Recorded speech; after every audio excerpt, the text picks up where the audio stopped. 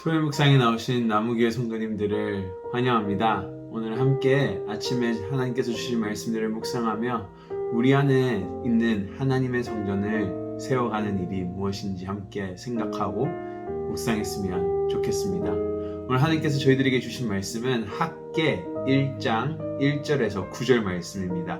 함께 드라마 바이블로 말씀 듣고 오시겠습니다. 다리우 왕 제2년 6째 달 곧 그 달 초하루에 여호와의 말씀이 선지자 학개로 말미암아 스알디엘의 아들 유다 총독 수룹바벨과 요사닥의 아들 대제사장 여호수아에게 임하니라. 만군의 여호와가 이같이 말하여 이르노라. 이 백성이 말하기를 여호와의 전을 건축할 시기가 이르지 아니하였다 하느니라. 여호와의 말씀이 선지자 학개에게 임하여 이르시되 이 성전이 황폐하였거늘 너희가 이때 판벽한 집에 거주하는 것이 옳으냐? 그러므로 이제 만군의 여호와가 이같이 말하노니 너희는 너희의 행위를 살필지니라. 너희가 많이 뿌릴지라도 수확이 적으며 먹을지라도 배부르지 못하며 마실지라도 흡족하지 못하며 입어도 따뜻하지 못하며 일꾼이 삭슬 받아도 그것을 구멍 뚫어진 전대에 넣음이 되느니라. 만군의 여호와가 말하노니 너희는 자기의 행위를 살필지니라. 너희는 산에 올라가서 나무를 가져다가 성전을 건축하라. 그리하면 내가 그것으로 말미암아 기뻐하고 또 영광을 얻으리라.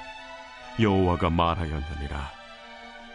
너희가 많은 것을 바랐으나 도리어 적었고 너희가 그것을 집으로 가져갔으나 내가 불어버렸느니라.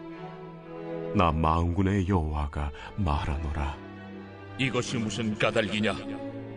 내 집은 황폐하였으되 너희는 각각 자기 집을 짓기 위하여 빨랐음이라.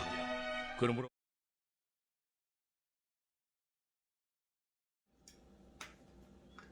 오늘 학개라는 구약의 마지막 쪽 등장하는 책의 저자인 학개는 바벨론 포로 귀환 시대의 선지자입니다.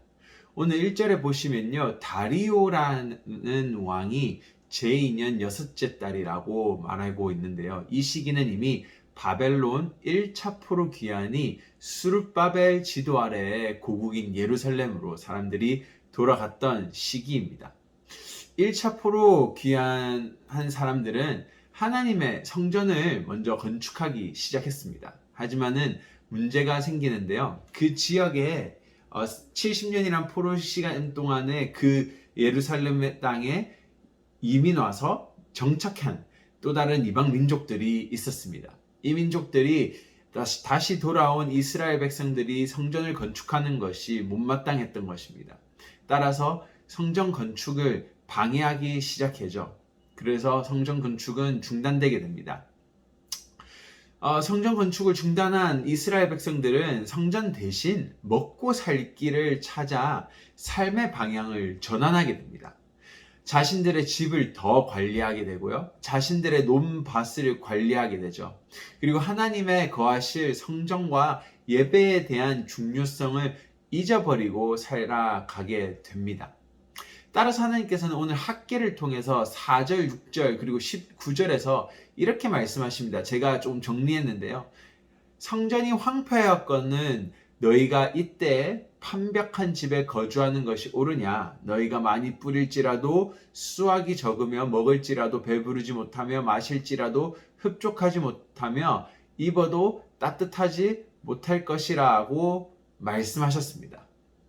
또한 9절에서는요, 내 집은 황폐하였으되 너희는 각각 자기의 집을 짓기 위하여 빨랐음이라 라고 하나님은 말씀하시는데요. 아마 포로 귀환한 백성들의 삶은 실질적으로 그렇게 쉬운 삶은 아니었을 것이라 생각이 듭니다. 우리 모두가, 여러분들도 이민의 삶을 살아보고 경험해봐서 잘 아시듯이 오늘 바벨론 포로로 고향으로 돌아온 이 백성들 또한 이민의 삶을 시작했다라고 보시면 됩니다. 즉 새로운 땅이 아무리 예루살렘이 고국이지만도 새 땅에서 새로운 출발을 하고 있었던 것이 포로 귀환 1차의 백성들이었습니다. 따라서 그들은 지금 바벨론에서 돌아와서 먹고 사는 것도 힘든데 어떻게 성전을 짓는데 방해도 있고 굳이 이것을 지어야 하나라는 생각이 들었을 수 있습니다. 그냥 자기들끼리 야, 우리 알아서 잘 살자. 가서 논밭 잘 가꾸고 우리 그냥 성전은 저렇게 두고 우리 집이나 잘 예쁘게 짓고 살면 좋겠다라는 마음이 들었을 것입니다. 너무나도 삶이 힘들었고 너무나도 지쳤기 때문이죠. 이러한 사람들을 향하여 학개는 오늘 메시지를 보내고 있습니다. 그들을 붙들고 있습니다. 하나님이 당신들과 함께 합니다. 하나님의 집을 건축합시다. 으쌰으쌰 하며 이들을 일으켜 세우고 있는 것이 오늘 학개의 메시지입니다. 오늘 성전을 짓는 이야기 그리고 학개의 메시지는 우리를 북돋아주는 메시지라고 생각이 듭니다. 오늘날 저희는 성전이 없습니다. 하지만 하나님께서는 우리 안에 예수님을 통하여 성전을 허락하셨고 그 성전을 지어가기를 원하십니다. 베드로 사도가 베드로전서 2장 4절 5절에서 이렇게 말하죠. 보배로운 산돌이신 예수께 나아가 너희도 산돌같이 신령한 집으로 세워지고 바로 예수님을 통하여 하나님께서는 우리가 신령한 집, 바로 성전이 되기를 원하십니다. 오늘 하나님께서는 포로 귀한 1차 시대의 사람들이 하나님의 화려한 성전을 만들지 않아서 화나셨던 것이 아닙니다. 그들이 바로 예배와 하나님의 말씀을 따르는 것을 하지 않고 자신의 삶만을 챙겼기 때문이죠. 고단하고 힘든 삶 때문에 어떻게든 빈곤으로부터 벗어나기 위하여 하나님의 말씀과 뜻을 따르기보다는 세상을 더 따랐고 그 자신의 부를 더 쫓아갔던 것입니다. 오늘 우리도 크게 다를 바 없다라는 생각을 해봅니다. 이민의 삶 쉽지 않습니다. 더해서 그리스도인으로서 세상에서 살아가는 거, 하나님의 말씀을 따라 살아가는 거, 정직하게 살아가는 거 절대 쉬운 일이 아닙니다. 하지만 하나님께서는 오늘 학개 1장 8절에서 이렇게 말합니다. 너희는 산에 올라가서 나무를 가져다가 성전을 건축하라. 그리하면 내가 그것으로 말미암아 기뻐하고 또 영광을 얻으리라.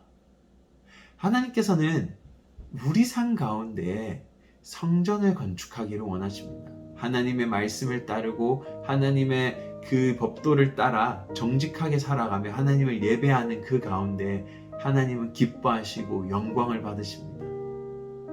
이러한 포로 1차 귀환 시대에 힘듦이 있었지만은 그들이 하나님의 말씀에 순종하였을 때 하나님은 그들을 축복하셨고 그들을 지키셨습니다.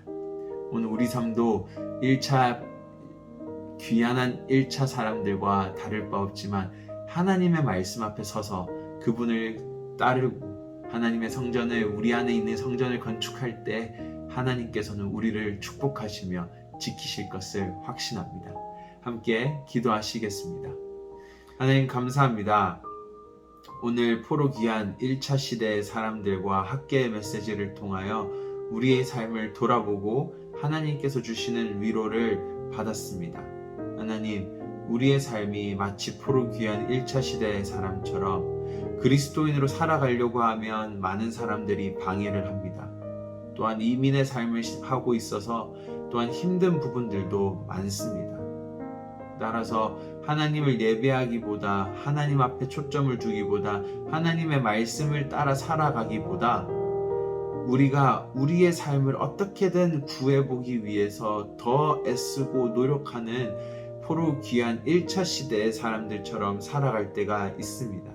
하지만 하나님, 우리가 다시 우리의 초점을 하나님의 뜻에 맞추고 하나님의 말씀에 맞추고 하나님을 예배하는 데 맞춤을 통하여 하나님께서 채워주시는 그 충만함들을 경험하기 원합니다.